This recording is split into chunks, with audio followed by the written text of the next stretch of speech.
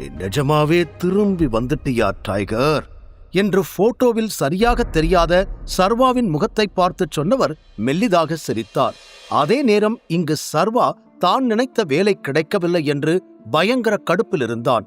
அதனால், மேடம், இந்த புரோட்டான் ஆபீஸ்லயே வேலை செய்யறதுக்கு வேற எந்த ஆப்ஷனும் இல்லையா? நான் எப்படியாவது இங்க வேலை செய்யணும். இங்க வேலை செய்யறது என்னோட கனவு மேடம் என்று அவன் சொல்ல, சாரி மிஸ்டர் சர்வா, இப்போ உங்களுக்கு ஏத்த எந்த வேலையும் புரோட்டான்ல இல்ல. ஆனா உங்களை திருப்பி அனுப்பக்கூடாதுன்னு உங்களை அந்த இமேஜிங் செக்யூரிட்டிஸ் கம்பெனிக்கு நான் ரெக்கமெண்ட் பண்ணியிருக்கேன். இப்போ உங்களுக்கு இருக்கிற ஒரே ஒரு ஆப்ஷன் அதான். உங்களுக்கு விருப்பம் இல்லைன்னா நீங்க வீட்டுக்கு கிளம்பலாம். ஏற்கனவே வேலைக்காக பல பேர் லைன்ல நிக்கிறாங்க என்று குயின்சி கூறியது சர்வாவை கோபமாக்கியது. என்கிட்டயே எவ்வளவு திமிரா பேசுறா! இப்பவே நான் தான் டைகர்னு சொல்லி இவளை இந்த நிமிஷமே இந்த கம்பெனியை விட்டு துரத்தணும்னு தோணுது. ஆனா இப்ப ரொம்ப கூல் மைண்டா தான் இந்த சிச்சுவேஷனை ஹேண்டில் பண்ணணும்.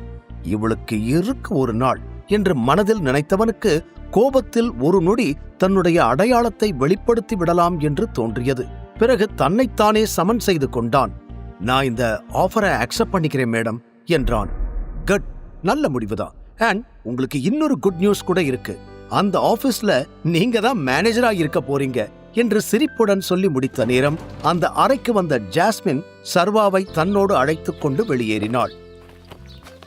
இருவரும் சர்வா வேலை செய்ய போகும் அந்த புதிய கம்பெனியான இமேஜிங் செக்யூரிட்டிஸ்க்கு வந்து சேர்ந்தனர். சர்வாவின் கம்பெனியை விட இது மிகவும் சிறிதாக தோன்றியது.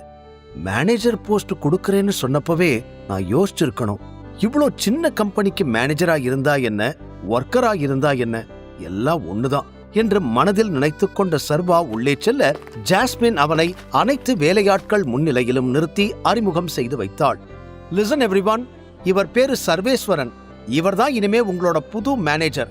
பிசினஸ் விஷயம் எல்லாத்தையும் நீங்க இவர்கிட்ட தான் இனிமே ரிப்போர்ட் பண்ணணும். காட் இட் என்று அங்கிருந்த அனைவரிடமும் கூற, எஸ் மேடம் என்று ஒர்க்கர்ஸ் கோரஸாக சொன்னார்கள். சர்வா மொத்தம் எத்தனை ஆட்கள் இருக்கிறார்கள் என்பதை எண்ணினான். 50 பேர் கூட மொத்தமாக இல்லை.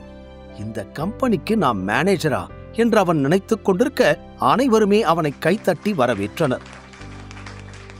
தானும் ஏதாவது பேச வேண்டும் என்று நினைத்த சர்வா, ஹலோ ஆல், ரொம்ப தேங்க்ஸ். நாம எல்லாரும் சேர்ந்து இனிமே ஒன்னா ஒர்க் பண்ண போறோம். நம்ம கம்பெனிய நம்பர் 1 கம்பெனியா கொண்டு வரணும்.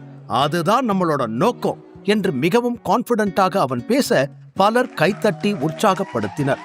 பலருக்கு அவன் பேசுவது ஊக்கப்படுத்துவது போல இருக்க சிலர் அவனை கண்டுகொள்ளவே இல்லை. நல்லா பேசுறீங்க சர்வா, ஆல் தி பெஸ்ட். இனிமே எல்லாமே இங்க உங்களோட பொறுப்பு தான்.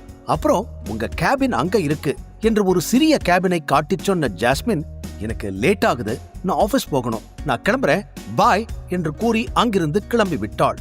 அவள் சென்ற பிறகு சர்வா அருகில் வந்த ஒரு பெண், சார், உங்களோட கேபினுக்கு போலாமா என்று கேட்டாள். அவளை திரும்பி பார்க்க உயரம் குறைவாக இருந்த ஒரு இளம்பெண் ஃபார்மல் டிரெஸ்ஸில் அவன் அருகில் நின்றிருந்தாள். அவளது ஐடி கார்டில் லத்திகா என்று இருந்தது. ஓகே, போலா லத்திகா என்று சர்வா சொன்னதும் அவனை கேபினுக்கு அழைத்துச் சென்றாள் லத்திகா. மற்ற வேலையாட்கள் அவரவர் இடத்திற்கு சென்று வேலைகளை தொடர ஆரம்பித்தனர். சிலருக்கு சர்வா புது மேனேஜராக வந்தது மகிழ்ச்சியை கொடுத்திருக்க, சிலருக்கு மட்டும் அது பிடிக்கவில்லை. அவன் தனது கேபினுக்கு வந்து சேர அது மிகவும் குட்டியாக இருந்தது. ஒரு டேபிள் மட்டுமே அங்கு இருக்க அதற்குள் நடக்கக்கூட இடம் இல்லாதது போல தோன்றியது.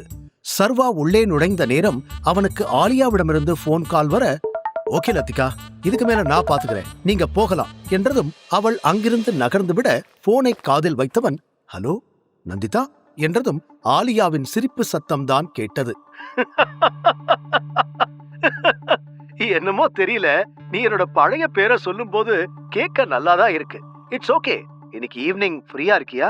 உன்கிட்ட ஒரு முக்கியமான விஷயத்தை பத்தி டிஸ்கஸ் பண்ணணும் என்று ஆலியா கூறி முடிக்க சர்வா குழப்பமானான். தன்னிடம் பேச வேண்டிய அளவிற்கு என்ன முக்கியமான விஷயம் இருக்க போகிறது என்று அவனுக்கு புரியவில்லை. நான் ஈவினிங் ஃப்ரீ தான், ஆனா என்ன விஷயம்? அது ரொம்ப ஸ்பெஷலான விஷயம். நீ ஃப்ரீ தானே? எங்க வரணும்னு நான் உனக்கு அட்ரஸ் அனுப்புறேன், நீ வந்துரு என்று வேகமாக கூறிய ஆலியா சர்வா பதில் சொல்வதற்குள் அழைப்பை துண்டித்து விட்டாள். ஸ்பெஷலா என்ன வெடிகுண்ட வச்சிருக்க போறான்னு தெரியலையே என்று சர்வா யோசனை செய்து கொண்டிருக்க, மேலும் அவனை யோசிக்க விடாமல் செய்யும் வண்ணம் பல ஃபைல்கள் அவனது டேபிள் மீது அடுக்கப்பட்டது. சார், இதெல்லாம் கம்பெனியோட ரிப்போர்ட்ஸ், நீங்க செக் பண்ணுங்க, ஏதாவது தேவைப்பட்டா என்ன கூப்பிடுங்க என்று ஒரு எம்ப்ளாயி கூறிவிட்டு வெளியில் செல்ல, வந்த முதல் நாளே இவ்வளவையும் பார்த்து முடிக்கணுமா என்று சர்வாவிற்கு மலைப்பாக இருந்தது. பிறகு ஒன்றன் பின் ஒன்றாக எடுத்து பார்க்க ஆரம்பித்தான். சிறிது நேரத்திலேயே அவனுக்கு ஆர்வம் அதிகமாகிவிட பல மணி நேரங்கள் அனைத்து ரிப்போர்ட்டுகளையும் துல்லியமாக படித்து முடித்தவனுக்கு அந்த கம்பெனி லாஸில் செல்கிறது என்பது புரிந்தது. கூடவே அதில் எழுதியிருக்கும் கணக்குகளில் ஏதோ மோசடி இருப்பதையும் உணர்ந்தவன் போனில் அக்கவுண்ட்ஸ் பார்க்கும் நபருக்கு அழைப்பு விடுத்து, உடனே என் கேபினுக்கு வாங்க என்றான். அடுத்த நிமிடம் அவன் கேபின் கதவை தட்டிவிட்டு உள்ளே வந்த ஒரு பெண், ஹலோ சார், நான் மாயா என்று அவள் பவ்யமாக சொல்ல, மாயா, நீங்க அக்கவுண்ட் டிபார்ட்மெண்ட்ல ஒர்க் பண்றீங்களா என்று சர்வா கேட்டான். இல்ல சார், நான் ஹெச்ஆர் டிபார்ட்மெண்ட்ல இருக்கேன், உங்ககிட்ட ஒரு முக்கியமான விஷயம் பேசணும், அதுக்கு தான் வந்திருக்கேன் என்று அவன் சொல்லி முடித்த நேரம் அவளுக்கு பின்னால் கதவை தட்டிவிட்டு உள்ளே நுழைந்த ஒருவன், சார், நான் ஜெய், அக்கவுண்ட் டிபார்ட்மெண்ட்ல இருந்து வந்திருக்கேன், வர சொல்லி இருந்தீங்களே என்றான். உள்ள வாங்க ஜெய் என்று சர்வா சொன்னதும் அவன் எதிரில் வந்து நின்றான். கோட் சூட் அணிந்திருந்த அவனை மேலே இருந்து கீழ்வரை பார்த்தான் சர்வா. அவன் கையில் விலையுயர்ந்த வாட்ச் இருக்க, நைஸ் வாட்ச், ஆனா இதுல டைம் சரியா காட்டுதா என்று சர்வா கேட்டதும், என்ன சார் புரியல என்று குழப்பமாக கேட்டான் ஜெய். இல்ல, இதுல சரியான டைம் காட்டியிருந்தா உங்களுக்கு இன்னைக்கு என்ன நாள்னு தெரிஞ்சிருக்கும். அக்கவுண்ட்ல ஒரு முறை பார்த்த எனக்கே இன்னும் 2 வாரத்துக்கு தேவையான ஃபண்டு மட்டும்தான் நம்ம கிட்ட இருக்குன்னு தெரியும் போது உங்களுக்கு தெரியாதா என்று ஒரு ஃபைலை எடுத்து முன்னால் போட்டுவிட்டு கேட்டான். இல்ல சார், அதெல்லாம் மேனேஜ் பண்ணிக்கலாம் என்று படபடப்பை மறைத்துக் கொண்டு கூறினான் ஜெய். சர்வா பார்க்கக்கூடாது என்று அவன் நினைத்திருந்த அனைத்து ஃபைல்களும் அங்கு இருப்பதில் அவனுக்கு பெரும் அதிர்ச்சி. அப்படியா, எப்படி மேனேஜ் பண்ணுவீங்க? 5 கோடி ரூபாய்க்கு வியாபாரம் நடந்திருக்கு, ஆனா அதுல ஒரே 1 கோடி தான் இப்ப வரைக்கும் வந்திருக்கு. மீதி 4 கோடி எங்க? உங்க பாக்கெட்ல இருந்து எடுத்து கொடுக்க போறீங்களா என்று சேரிலிருந்து எழுந்து நின்ற சர்வா சத்தமாக கேட்க, மாயா 2 அடி பின்னால் சென்றாள். நீங்க ஏதோ தப்பா புரிஞ்சுக்கிட்டீங்கன்னு நினைக்கிறேன். இன்னைக்கு தானே உங்களுக்கு ஃபர்ஸ்ட் டே, உங்களுக்கு சில விஷயங்கள் புரிஞ்சிருக்க வாய்ப்பில்லை, நான் உங்களுக்கு எக்ஸ்பிளைன் பண்றேன் என்று ஜெய் விளக்கம் சொல்ல முற்பட, ஷட் அப், உங்களை இப்பவே நான் வேலையை விட்டு தூக்குறேன் என்று கோபமாக கத்தினான் சர்வா. அப்படியெல்லாம் எதுவும் பண்ணாதீங்க சார், பிளீஸ் என்று அடுத்த நொடியே ஜெய் கெஞ்ச ஆரம்பிக்க, இப்ப இங்கிருந்து வெளியே போக போறீங்களா இல்ல நான் செக்யூரிட்டியை கூப்பிடணுமா என்று மீண்டும் அதே போல கர்ஜித்தான் சர்வா. எக்காரணத்தை கொண்டும் ஜெய்க்கு பாவம் பார்க்க கூடாது என்று முடிவெடுத்து விட்டான். எப்படியும் இதற்கு மேல் என்ன கெஞ்சினாலும் சர்வா தன்னை கண்டுகொள்ளப் போவதில்லை என்று புரிந்து கொண்ட ஜெய் புலம்பிக் கொண்டே அங்கிருந்து வெளியே சென்றான். இவ்வளவு பெரிய சாம்ராஜ்யத்தை கட்டி ஆள வேண்டும் என்றால் இந்த அளவிற்காவது கராராக இருக்க வேண்டும் என்று முடிவெடுத்த சர்வா திரும்பி பார்க்க ஓரமாக நின்று கொண்டிருந்தாள் மாயா. குரலை தனித்துக் கொண்டவன், மாயா, எனக்கு ஒரு செக்ரட்டரி வேணும், அப்புறம் அக்கவுண்ட் பொசிஷன் இப்ப காலி ஆயிடுச்சு, 2க்கும் உடனே இன்டர்வியூ ப்ராசஸ் ஆரம்பிங்க என்று சர்வா கூறியதும், கண்டிப்பா சார் என்று படபடப்பாக கூறினாள் மாயா. நீங்க எதுவும் என்கிட்ட டிஸ்கஸ் பண்ணணும்னு சொன்னீங்களே, என்ன விஷயம் என்று அடுத்ததாக சர்வா கேட்க, சார், அது சேல்ஸ் டீம்ல இருந்து ஒரு கம்ப்ளைண்ட் இருக்கு, அத பத்தி பேசத்தான் வந்தேன். நமக்கு ஒரு பெரிய கிளையண்ட் கிடைச்சிருக்காங்க, அவங்களுக்கு கொடுக்கற அளவுக்கு நம்ம கிட்ட சிசிடிவி கேமராஸ் இப்போ ஸ்டாக் இல்ல, என்ன பண்றதுன்னு கேட்கறதுக்காகத்தான் வந்தேன் என்று அவள் தயங்கிக் கொண்டே சொல்ல, ஸ்டாக்ல இல்லைன்னா என்ன அர்த்தம்?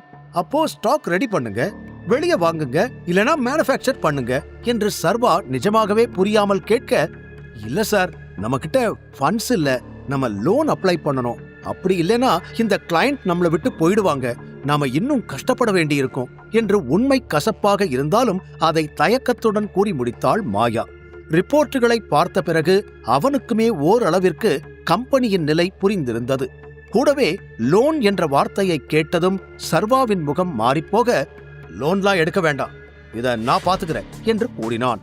அவன் சொன்னதில் மாயாவே அதிர்ந்து பார்க்க, உடனே எவ்வளவு பணம் தேவைப்படும், எஸ்டிமேட் ரெடி பண்ணுங்க, லோன் இல்லாம அதை எப்படி ரெடி பண்றதுன்னு நான் பாக்குறேன் என்று உடனடியாக சமாளித்துக் கொண்டவன், இப்போ டைம் ஆச்சு, நான் கிளம்பணும் என்று கூறி சர்வா வெளியே சென்றுவிட மாயா அவனை சற்று குழப்பமாக பார்த்தாள். கிளம்பிய சர்வா நேராக ஆலியா சொன்ன இடத்திற்கு வந்து சேர்ந்தான். அது ஒரு சினிமா தியேட்டர். அங்கு வந்ததும் காரை நிறுத்திவிட்டு இறங்கியவன் அங்கு வைஷ்ணவி இருப்பதை பார்த்தான். அவளை பார்த்ததும் சர்வா முகம் மாற அவன் வந்திருக்கும் காரை பார்த்து நக்கலாக சிரித்தாள் வைஷ்ணவி. அதைக் கண்டுகொள்ளாமல் சர்வா உள்ளே நுழையப் போனான். வைஷ்ணவியோடு கைகோர்த்து கொண்டு அங்கு வந்த ஆகாஷ், என்ன ஆச்சு இந்த மக்களுக்கு? இப்போ சினிமா தியேட்டருக்குள்ள இருந்தெல்லாம் ஃபுட் ஆர்டர் பண்ண ஆரம்பிச்சிட்டாங்களா என்று சர்வாவை பார்த்து நக்கலாக சொன்னான். சர்வாவிற்கு அவன் என்ன சொல்கிறான் என்று புரிந்தது. இருந்தும் கண்டுகொள்ளாமல் ஓரமாக வந்தவன் ஆலியாவிற்கு போன் செய்தான். கால் கனெக்ட் ஆகவில்லை. ஹாய் சர்வா, நம்ம மீட் பண்ணி ரொம்ப நாள் ஆச்சு, எப்படி இருக்க என்று பேச்சை ஆரம்பித்தாள் வைஷ்ணவி. ரொம்ப நல்லா இருக்கேன் என்று சிம்பிளாக அவளுக்கு பதில் கூறிய சர்வா மீண்டும் ஆலியாவிற்கு அழைத்தான். வர சொல்லிட்டு இவ வேற எங்க போனா என்று அவன் எரிச்சலோடு நிற்க, வேதிகாவை கல்யாணம் பண்ண அப்புறம் லைஃப் எப்படி இருக்கு என்று அடுத்த கேள்வியை வைஷ்ணவி முன்வைக்க, இவனுக்கு என்ன, வேதிகா காசுல தான் ஜாலியா ஊர் சுத்திக்கிட்டு இருக்கானே என்று ஆகாஷ் முந்திக் கொண்டு பதில் சொல்ல, சர்வா அமைதியாகத்தான் இருந்தான். நீ வா டார்லிங், நமக்கு ஷோக்கு டைம் ஆச்சு என்று ஆகாஷ் அவளை அழைக்க, நமக்கு டிக்கெட் எடுத்தாச்சா என்று வைஷ்ணவி கேட்டாள். அதெல்லாம் தேவையில்லை, இந்த மொத்த ஹாலையும் என்னோட ஸ்வீட் ஹார்ட் உனக்காக நான் புக் பண்ணி இருக்கேன். நம்ம 2 பேரை தவிர உள்ள வேற யாரும் இருக்க மாட்டாங்க என்றவன் திரும்பி சர்வாவை பார்த்து, அப்புறம் சர்வா, டிக்கெட்லாம் புக் ஆயிடுச்சு, நீ வந்த வழியே திரும்பி போயிடு, அதான் உனக்கு நல்லது என்று சொல்ல, சர்வா அவனை முறைத்து, டேய் டேய், ரொம்ப ஆணவத்துல ஆடாதடா. முழு கதையையும் கேட்டு மகிழ பாக்கெட் FM ஏபி டவுன்லோட் செய்யுங்கள். லிங்க் டிஸ்கிரிப்ஷனில் கொடுக்கப்பட்டுள்ளது.